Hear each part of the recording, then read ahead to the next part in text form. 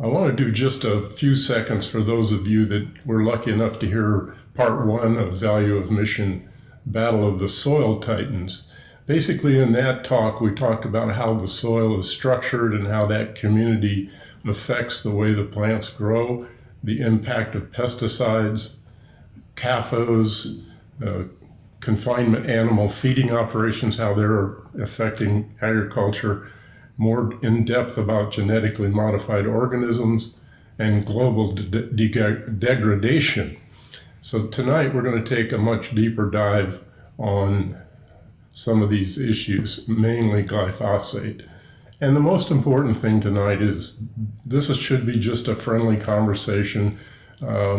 Yes, I am an expert at this field, and sometimes I get a little bit too serious and negative. So it's not about scaring you and trying to confuse you. This is about my experience of sharing a passion that I've learned I have from working with MKP and my I group.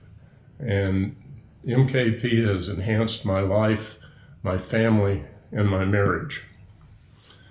And through working with Cyber Kings, I've learned what my mission in life really is. And that is that I express my passion for organic agriculture's healthy food for people and their pets by teaching and sharing resources. How your food is grown really matters. For example, for 35 years, I've been feeding an organic-based food to pet birds. And it's amazing the things that we're seeing. They have improved health, they have better production, there are more babies, they're healthier, and the birds are living longer. And then I have my own personal issues. What you eat matters. In 1970, I was around 320 pounds, and I had all those conditions you see on the left under my slide there. And now in 2021, I'm left up with one medication for the heart problems I had, and I'm 100 pounds lighter. And that's mainly through organic food. And I had to ask myself then, why is organic farming the key to the health of our world? Let's look at that a little closer. Metabolic diseases, such as those things I showed you that I had, heart problems and diabetes, are showing up in rats, people, pets, zoo animals, even crows that eat our food scraps have atherosclerosis. And I'm not convinced that a lack of exercise and any food you want to eat is the cause of this. I think if you ate organic food, you'll see a lot less of this. So what we're going to talk about is dirt versus soil. Originally, we talked about how soil was in Passion 1, but now we're going to look at dirt and what's that about. And the people that are writing and talking about dirt are Bill Gates, his newest author, Perelberg, and I've got Jeff Bezos in yellow there because Jeff just gave millions and millions and millions of dollars to a lot of good causes, and I hope those move him over to the other path in the next few months. And the same with Jeremy Clarkson. And most of you won't know anything about Perelberg probably or Jeremy Clarkson, but Jeremy is an entertainer from England, and he's got this Clarkson's Farm show that if you want to have an entertaining night listening to what happens when you do the kind of agriculture we're going to talk about, it's an entertaining way to see a sad subject. And these are the people that are on the side that I'm on, which is we need to have soil growing our food.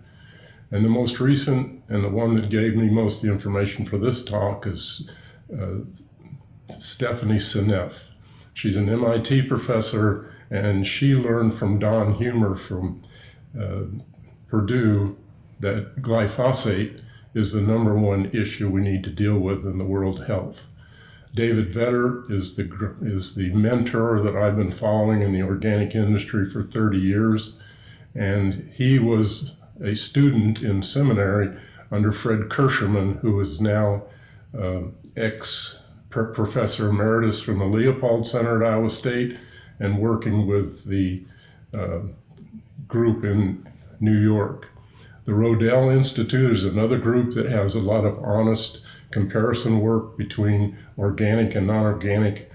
And Mark Bittman has one of the better books out on the issues that we're talking about. So what are the factors that affect the food that we eat? Mainly, in the case of organic, it's the soil. If you plow that soil, you disrupt this amazing community that we've learned more about recently underneath the soil. There's a megapolis there. In a single teaspoon, they say there's more organisms than the people on the earth. Well, not only are there a lot of them there, they do communicate over 1,000 miles. So we're not going to go into much of that here. That was in the first presentation we made, but you can't plow and get good organic soil, especially deep plowing. The origin of the soil nutrients is important, as we'll see later on. And then if you spray pesticides, what does pesticide mean? It means side, kill pests. And they consider weeds pests, they consider insects pests. There's a lot of things they're trying to kill, and that's not good for organic soil. Water is very important to the quality of the food we eat, and then those microorganisms that are down there creating that micro community.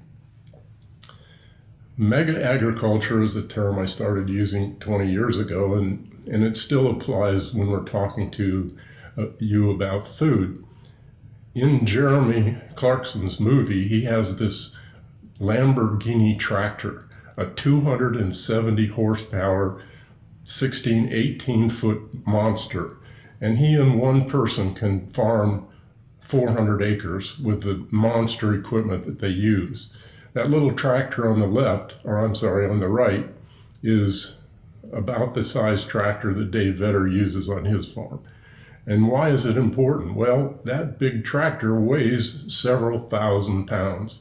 And even though it has huge tires, it still compacts the soil, crushing that microstructure underneath the earth. So our current mega agriculture practices are killing the soil, basically leaving that soil to hold the plants up while they put everything else on it they need to be able to produce something they can sell. That's not sustainable, and it's not healthy. What is the big difference between soil and what I call dirt now, what most farming is being done in? Well, soil has its own natural regenerations. It has a natural fertilizer. It breaks down roots and leaves and things that fall on top of the dirt and get drug under by bugs and all kinds of stuff. And that micro community and some of the forms above have formed that microbiotic community. It's a symbiotic relationship. In other words, the weeds on the side of an organic farm are helping the plants in the middle of the farm by maybe telling it that insects are coming.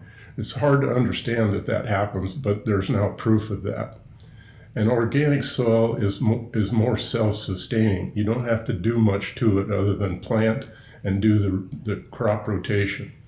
And the results are that there's this spongy mass underneath the soil that holds water and the minerals and everything else that's in there. To accomplish that, you cannot farm with monoculture. What is monoculture? Mono means one culture, one growing thing at a time. And in the United States, we grow corn, soybeans, corn, soybeans, corn, soybeans. In Passion 1, we saw wheat, wheat, wheat, wheat. We got a dust bowl. We're headed for another dust bowl. Dirt, on the other hand, is a dead substance. Yes, things will grow in it, but you have to put things on it like synthetic fertilizer, microbiotics, minerals, and even with that, that soil is deficient in minerals and the life-giving forces that are in organic foods that they haven't even identified yet. And one of the most serious things for pollution of rivers and ponds and things around the world is that dirt repels water. It's like a shingle, and it just, things get washed away. So I say basically that dirt is a monoculture potting soil. And then we go to Stephanie. And I'm just going to read this to you because I can't paraphrase it. Glyphosate kills anything that possesses the shikimate pathway. And that's the biological system inside bacteria and other things, which I'm not sure what else has it, but bacteria for sure have it. And these microbes that have that provide us with nutrients. They live in our body. They help us with digestion.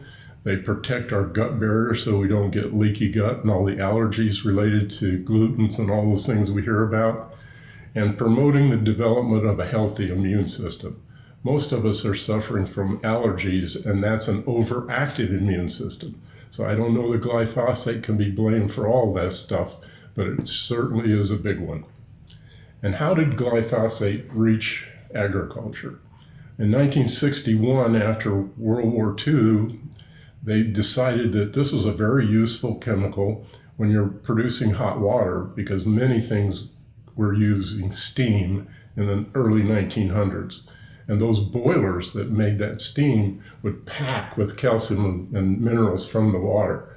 And so you'd spray it with glyphosate, and the next thing you know, you would hit it with a hammer and chisel, and all the minerals would fall out.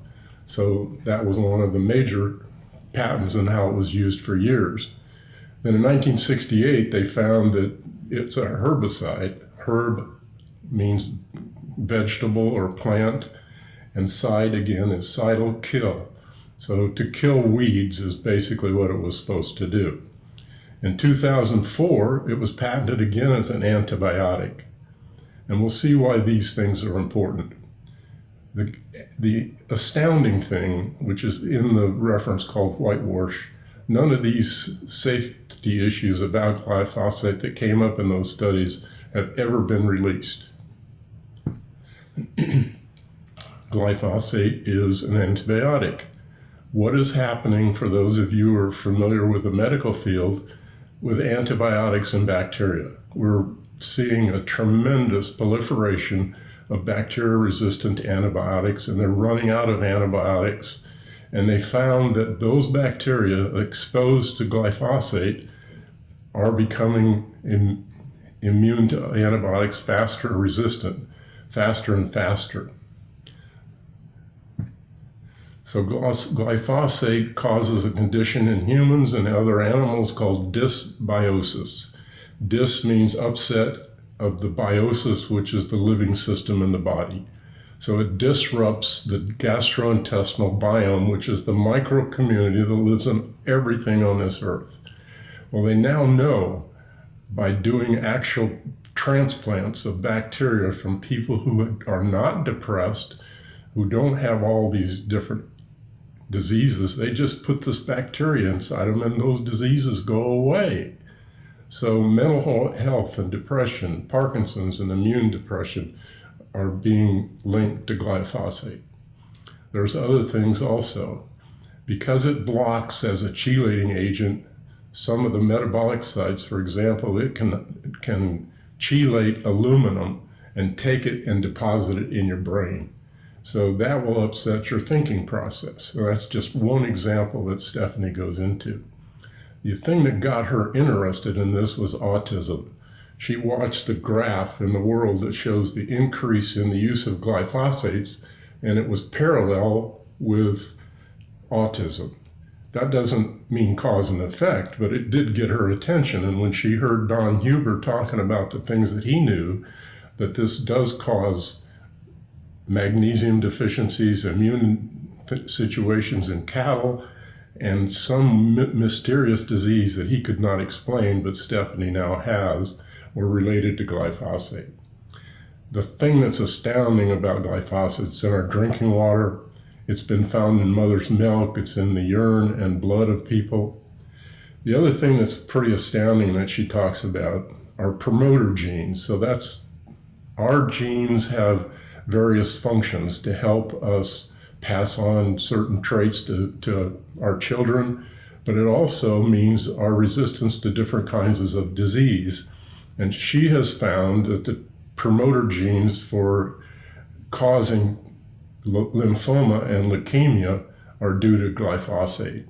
And you can tell by the number of lawsuits, now in the thousands, settled for in the hundreds of millions of dollars, that glyphosate is a serious disruptor because of lymphoma and leukemia.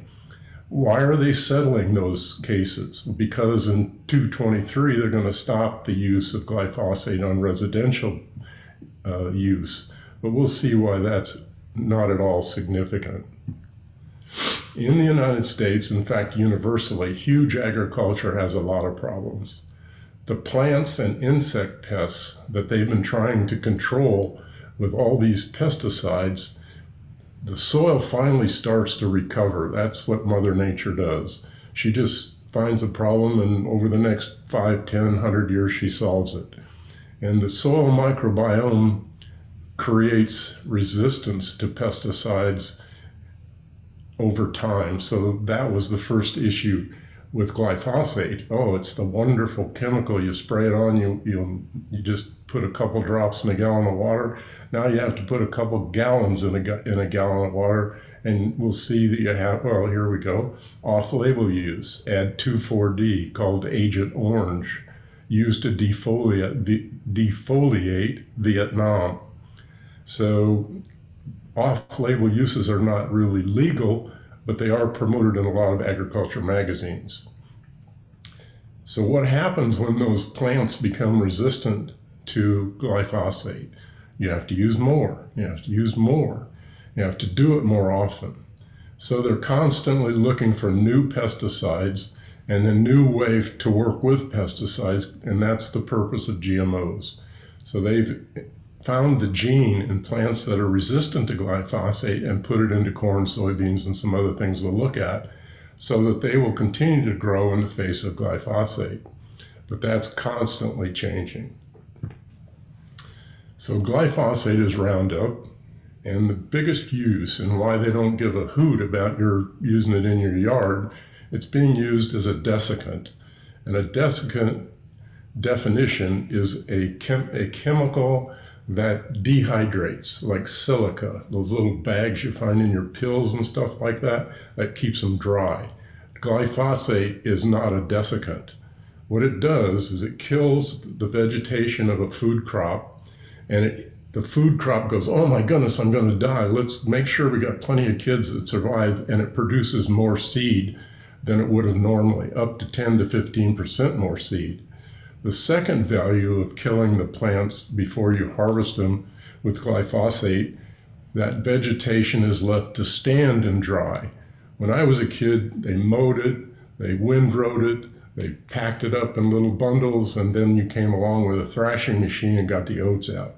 That certainly changed over the years, but they still use mechanical harvesting normally. They mow it and put it through the machine, but that machine, all those vibrations, you lose a lot of seed. So it's not profitable to do it the way they used to do it. And this is the one that you might want to take a few minutes with. Glyphosate is, in agriculture, is now 30 million pounds a year. That we don't use 1 million pounds on all the yards and everything in the world.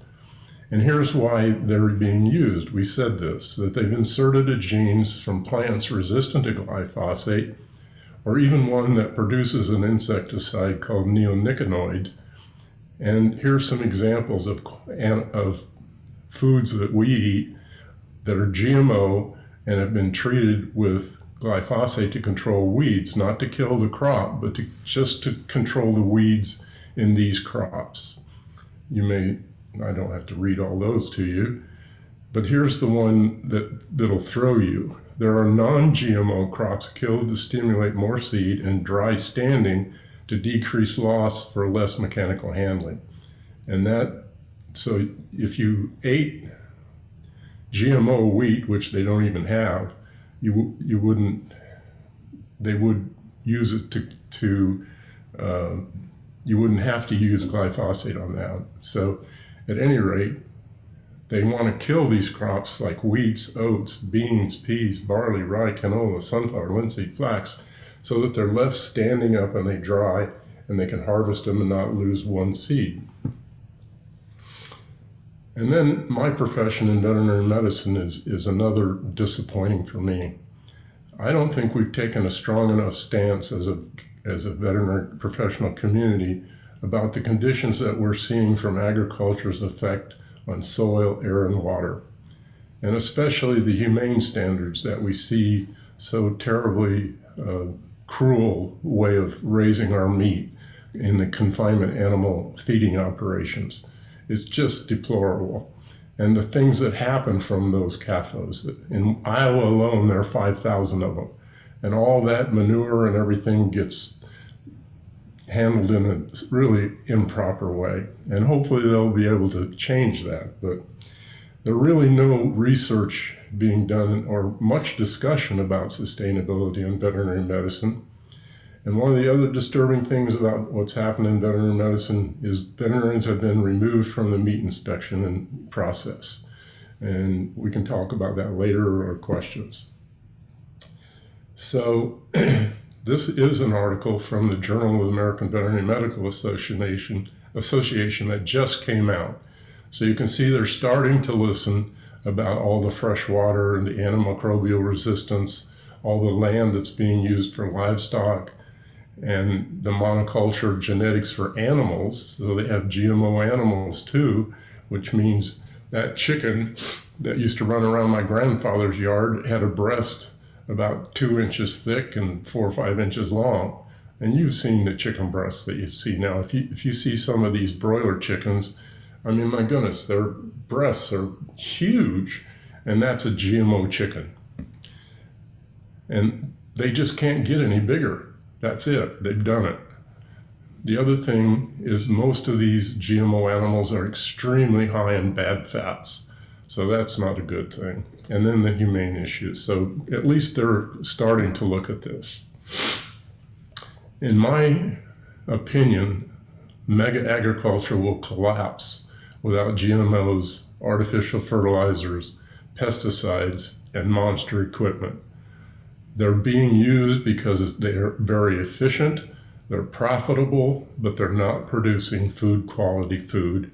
And the productivity of the land, if you stop one of those things, for example, the people in India that followed Bill Gates's recommendations of using GMO corn and pesticides like glyphosate and artificial fertilizers, were ecstatic the first year after Bill Gates brought all those products to India.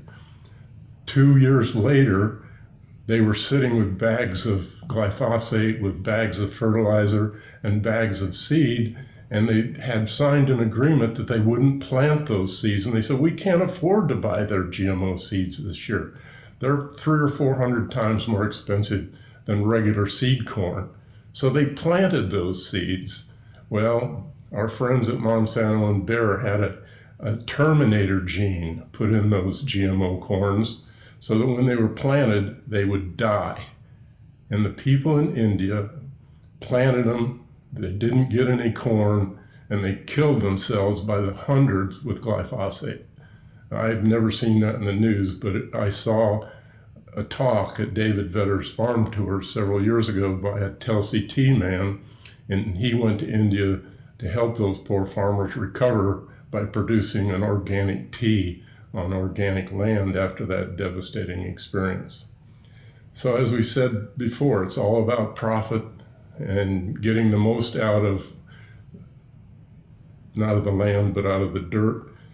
Exhaustion of that soil. These are just not sustainable because they don't do anything but increase growth and production. They don't produce a better crop as far as nutritional value or health. And most of the foods that are produced this way are linked to harmful side effects. And some people will say, oh, well, you know, that's no problem. Let's just get more farmland and grow more organic. Well, I'm sorry, but there's no land suitable for farming available. And it's not in the best interest of the world to destroy any more forests or any of the other virgin areas in the world. It's just not an option. And the interesting thing about organics, yes, it is difficult. It takes 3 years if you buy a piece of ground that is not organically certified and you start doing everything the way you're supposed to do to make it organic. That's 3 years. But then if you talk to people like Fred Kirschman and David Vedder, they'll say 10 to 15 years to get that soil back to some conditions to where the soybeans have the right fatty acids and the oats are the best quality possible. And so that's the thing that Gates and those people are upset about. They don't want to wait 15 years to produce a good crop. So we've got our hands full figuring this out. But you as a person can do some things. If you are using glyphosate now, then just stop. That's pretty simple. If you have children, you might go to the school and ask them to stop using it on the playgrounds and around. But it's everywhere. It's around roadways, it's on railroads, it's anywhere the government, including national parks. So we've got our jobs cut out for us to stop using glyphosate. And the easiest thing for you to do is use a water treatment system. And this is the one that I've been using for about 6 months. The company will not tell you that it takes out glyphosate because that wasn't one of their original researches. But I've talked to the people at the company. Can't be official, but it does take out glyphosate. For those of you in Florida that have this green algae that shows up in our water once in a while, you can also use it to take that out. You can actually use it on seawater. The filters won't last very long.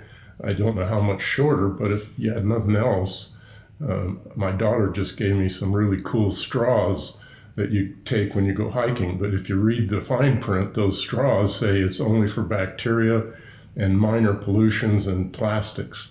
It does not take out chemicals like glyphosate and any of those really harmful things, maybe even lead. So what else can you do? Well, the most and easiest thing to do is buy organic foods for you and your pets. The problem then is not all organic certifiers are equally diligent.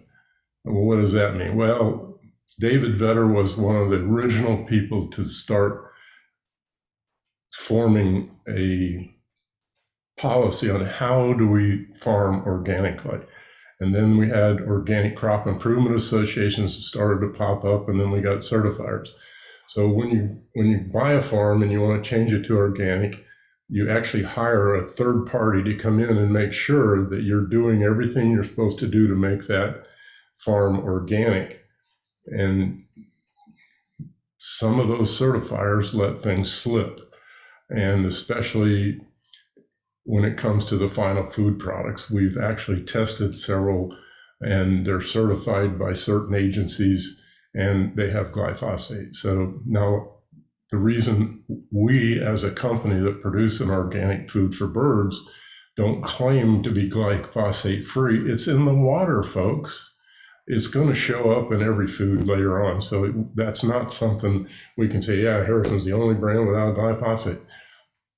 The other thing is hydroponics. Everybody thinks that's the solution to our food problem. When you start running water through plastic and you start adding artificial fertilizers, you don't have to worry about weeds, you don't have to worry about pests, but you got the same nutritionalist. It looks like a carrot, smells like a carrot, tastes like a carrot, but it ain't a carrot. Not the one you get from an organic farm. And there's nutrients in that carrot that they're still discovering. So you'll have to do some homework to make sure that you know the organic products that you're eating. And there's things like almonds. That's one I'm finding hard to give up. That's a monocrop down ruining countries in South America. So we probably shouldn't be eating organic almonds and avocados. And there's several other things like that they've bent the rules so far. For example, they'll take soil that they know is going to take 10 to 15 years to be good, cover it with plastic, bring in organic soil, and then start doing a hydroponic kind of thing on top of it and call it organic. So that's, again, bending the rules. And companies respond when you buy their products, so that's one of the best ways to get results. And then tell people about your results of what you see or ask about what's going on. There's some things that you should know about this modern agriculture we've talked about. There's much deeper dives we hope to go into, but make sure that the farms that you're getting your food from, here in Florida, we have a lot of farms you can go out and buy crops from. Just go visit them. And we did that on the one here in our area, and they say, well, we can't control bugs and weeds without a little bit of pesticides, so we don't use their organic foods anymore. How your food is grown and processed delivers matters now more than ever. Getting nutritious food should not come at the cost of our environment and our health. Here's some of the references that are available for you to hone up on later on. This recording will be available. And these are my companies that help sponsor this, but most importantly, the Cyber King's Eye Group and Richie Madden 2.0 for loaning us his Zoom. Thank you, Richie. And I'd like to thank the people that helped me with this presentation: Bianca Murphy, Daisy Perez, my technical assistant, John Warren, especially, love that guy. What an amazing help. Michael Malone cleaned up things so that you could understand what I'm trying to say and make sure it was clear. Matthew Waldick helped with the recording, and Phil Harris has been blasting this all over the world. So thank you, guys.